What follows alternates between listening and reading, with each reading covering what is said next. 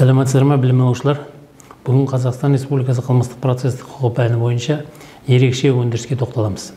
Ерекше өндірістің түсінігі, түрлері, есі дұрыс емес адамдардың медициналық сипаттағы мәжбүрлеу шараларын қолдану туралы істер бойынша іс жүргізу, қылмыстық теріс қылықтар туралы істер бойынша іс жүргізу, жасы кәмелетке толмағандарға қатысты қылмыстық істер бойынша іс жүргізу.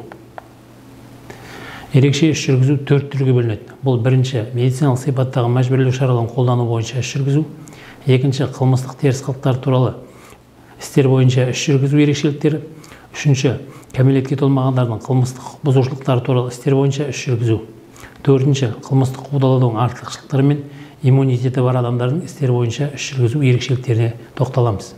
Есі дұрыс емес адамдарға медициналық сипаттағы мәжбүрлеу шараларын қолдану туралы істер бойынша іс жүргізу. Адамның есі дұрыстығы, дені сау, адамның психикалық жағдайының қалыпты болуы және өзінің әрекетіне есеп беру және басқара алу қабілеттілігі болып табылады. Есі дұрыстық, кінәліліктің және қылмыстық жауаптылықтың қажетті шарты болып табылады. Қазақстан Республикасы қылмыстық кодексінің 16 бабына сай, қоғамдық қауіпті іс-әрекетті жасаған кезде есі дұрыс емес күйде болған, яғни созылмалы психикалық ауруы, психикасының уақытша бұзылуы, кем ақылдылығы немесе психикасының өзге де дертке ұшырау салдарынан өзінің іс-әрекетінің, әрекетсіздігінің іс жүзінде сипаты мен қоғамдық қауіптілігі ұғына алмаған, немесе оған ие бола алмаған адамның қылмыстық жауапқа тартылуы тиіс емес. Бұдан басқа, Қазақстан Республикасы қылмыстық кодексінің 75 бабы 1 бөлігінде сәйкес қылмыс жасағаннан кейін оның өзі іс-әрекетінің, әрекетсіздігінің іс жүзіндегі сипаты мен қоғамдық қауіптілігін ұғыну не оған ие болу мүмкіндігінен айырылатын психикасы бұзылу пайда болған адамды сот жазадан босатады. Көзделген адамдарға қатысты төмендегідей мәжбүрлеу шаралар жасалады. Емханалық мәжбүрлеу, қадағалау және жалпы типтегі емдеу. Екінші, жалпы үлгідегі психиатриялық стационарға мәжбүрлеп емдеу. Үшінші, мамандандырылған үлгідегі психиатриялық стационарда мәжбүрлеп емдеу. Төртінші, интенсивті қадағаланатын мамандандырылған үлгідегі психиатриялық стационарда мәжбүрлеп емдеу. Қылмыстық заңмен тыйым салынатын іс-әрекетті тұлғаның есі дұрыс емес күйде жасауы нәтижесінде пайда болған құқық бұзушылық Қазақстан Республикасы қылмыстық процестік кодексінің 509 және 524 баптарымен реттеледі. Есі дұрыс емес адамға медициналық сипаттағы мәжбүрлеу шарасын қолдану туралы істер бойынша іс жүргізу Қазақстан Республикасы қылмыстық кодексінің 93 бабына сәйкес бұл шаралар қатарына мынандай медициналық сипаттағы мәжбүрлеу шараларының түрлері кіреді. Емханалық мәжбүрлеп, қадағалау және жалпы типтегі емдеу, жалпы үлгідегі психиатриялық стационарға мәжбүрлеп емдеу, мамандандырылған үлгідегі психиатриялық стационарға мәжбүрлеп емдеу, интенсивті қадағаланатын мамандандырылған үлгідегі психиатриялық стационарға мәжбүрлеп емдеу, медициналық сипаттағы мәжбүрлеу шарасын қолдану туралы істер бойынша іс жүргізудің негіздері. Адамның қылмыстық заңда тыйым салынған іс-әрекетті есі дұрыс емес күйде жасаса. Екінші, адам қылмыстық заңда тыйым салынатын іс-әрекетті жасаған соң психикасы бұзылып ауырса. Бірақ кез келген психиатриялық ауру медициналық сипаттағы мәжбүрлеу шарасын қолдану үшін негіз болып табылмайды. Заң жүзінде мұндай мәжбүрлеудің заңды болып табылатын шарттары белгіленген. Психикасының бұзылулары өзіне немесе басқа адамдарға қауіп төндірмей байланысты болса, өзге де елеулі мүліктік зиян келтіру мүмкіндігімен байланысты болса, медициналық сипаттағы мәжбүрлеу шарасын қолдану туралы істер бойынша алдын ала тергеу жүргізілуі міндетті. Бұл Қазақстан Республикасы қылмыстық процестік кодексінің 510 бабы 1 бөлігімен реттелген. Дәлелдеудің арнайы пәні қарастырылады. Бұл жерде Қазақстан Республикасы қылмыстық процестік кодексінің 510 бабы 2 бөлігінде сәйкес алдын ала тергеу жүргізу кезінде мынандай мән-жайлар анықталуы тиіс. Бірінші, жасалған іс-әрекеттің уақыты, орны, тәсілі мен басқа да мән-жайлары. Екінші, осы адамның қылмыстық заңда тыйым салынған іс-әрекетті жасағаны. Үшінші, іс-әрекетпен келтірілген залалдың сипаты мен мөлшері. Төртінші, қылмыстық заңда тыйым салынған іс-әрекетті жасаған адамның оны жасағанға дейінгі, сонан кейінгі мінез-құлқы.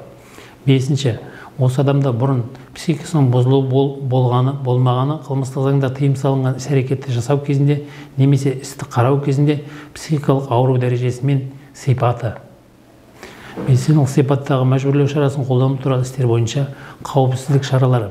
Есі дұрыс емес психикасының ауруының сипаты мен дәрежесін есепке ала отырып, оған қатысты келесідегідей қауіпсіздік шаралары қолдануы мүмкін. Бірінші, денсаулық сақтау органдарына хабардар ете тұрып, ауруды туыстарының, қорғаншылардың, қамқоршылардың қарауына беру. Екінші, психиатриялық көмек көрсететін арнаулы медициналық ұйымға орналастыру. Психикалық аурулардан зардап шегетін адамдарға бұлтартпау шараларын қолдануға болмайды. Қылмыстық теріс қылықтар туралы істер бойынша іс жүргізу. Қылмыстық теріс қылық деп қоғамға зор қауіп төндірмейтін, болмашы зиян келтірген, не адамның жеке басына, ұйымға, қоғамға немесе мемлекеттік зиян келтіру қатерін туғызған, оны жасаған үшін айыппұл салу, түзеу жұмыстары, қоғамдық жұмыстарға тарту, қамаққа алу түріндегі жаза көзделген айыпты жасалған іс-әрекет не әрекетсіздік танылады. Қылмыстық теріс қылықтар бойынша сотқа дейінгі тергеп тексеру хаттамалық нысанда жүзеге асырылады. Хаттамалық нысан бұл жеңілдетілген өндіріс. Негізгі процессуалдық құжат хаттама болып табылады. Хаттаманы жасаудың бастапқы кезеңі қылмыстық теріс қылық жасады деп күдік келтірілген адамды анықтаудан басталады. Хаттаманы жасауға қылмыстық теріс қылық жасалған күннен бастап 3 тәулік ішінде жасауға жол беріледі. Қылмыстық теріс қылық туралы істер бойынша дәлелдеу, сот сараптамасын немесе тиісті маманның қорытындысын алу өндірісін талап ету мүмкін. Бұндай жағдайларда заң хаттаманы сарапшының немесе маманның қорытындысын алған кезден бастап 1 тәулік ішінде жасауға жол береді. Қылмыстық теріс қылық туралы істер бойынша хаттамада міндетті түрде көрсетіледі.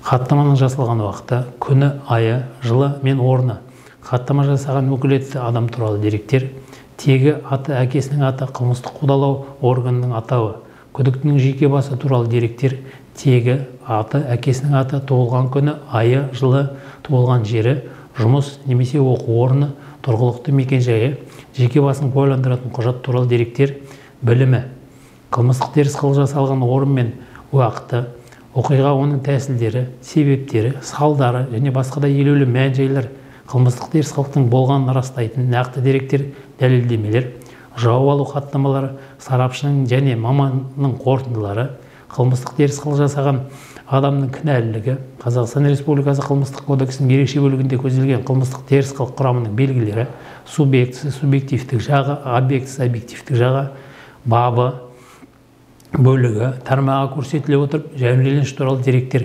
жәбірленушіге келтірілген залалдың сипаты және мөлшері көрсетіледі. Қылмыстық теріс қылықтар туралы істер бойынша дәлелдемелер Қазақстан Республикасы қылмыстық процестік кодексінің 257 бабының 2 бөлігіне сәйкес қылмыстық теріс қылықтың мән-жайларын анықтау және хаттама жасау барысында өкілетті тұлға мыналарды жүзеге асыруға құқылы. Бірінші, күдіктіден, жәбірленушілерден және куәлардан жауап алуға тиісті. Екінші, сараптама тағайындауға. Үшінші, маман қорытындысын алуға. Төртінші, қарап тексереді. Сонымен қатар алу жұмыстарын жүргізуге. Бесінші, күдіктінің жеке басы туралы мәліметтерді талап етіп алдыруға және хаттамаға қосып тігуге, басқа да процестік және тергеу әрекеттерін жүргізуге. Хаттаманы сотқа жіберу үшін мынандай әрекет ету алгоритмі қарастырылған. Сотқа дейінгі тергеп тексеру жүзеге асыратын адаммен жасалған қылмыстық теріс қылықтар туралы істер бойынша хаттама оған қоса тігілген материалдармен қоса анықтау органының бастығымен келісіледі. Барлық материалдар танысу үшін күдіктіге беріледі. Бұл туралы хаттамада тиісті белгі жасалады. Бұл белгі істің материалдарымен танысқаны туралы күдіктінің және қорғаушының қатысуымен қол қоюмен куәландырылады. Қылмыстық іспен күдікті танысқаннан кейін дереу прокуратураға жіберіледі. Прокурор қылмыстық теріс қылық туралы хаттаманы бекіткеннен кейін қылмыстық іс сотқа жіберіледі. Хаттамалық нысанда анықталған қылмыстық іс бойынша прокурормен қабылдайтын шешімдер. Прокурор мынандай шешімдердің бірінен қабылдауға құқылы.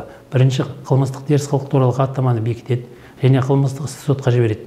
Екінші, хаттаманы бекітуден бас тартады және қылмыстық іс бойынша іс жүргізуді болғызбайтын мән-жайларды Қазақстан Республикасы қылмыстық процестік кодексінің 35 бабы немесе қылмыстық қудалауды жүзеге асыруға мүмкіндік бермейтін мән-жайларды бойынша қылмыстық істі тоқтатады. Үшінші, анықтау жүргізу үшін қылмыстық істі қайтарады. Егер қылмыстық іс бойынша қылмыстық теріс қылық белгісінен басқа қылмыстық белгілер болса, Қазақстан Республикасы қылмыстық процестік кодексінің 264 бөлігіне сәйкес қылмыстық істі тексеру үшін тергеуге жолдайды. Төртінші, қылмыстық істі жекелеген күдіктілерге қатысты тоқтатады немесе қылмыстық істі сотқа жібереді. Бүгінгі сабағымыз аяқталды. Сау болыңыздар. Назарларыңызға рахмет.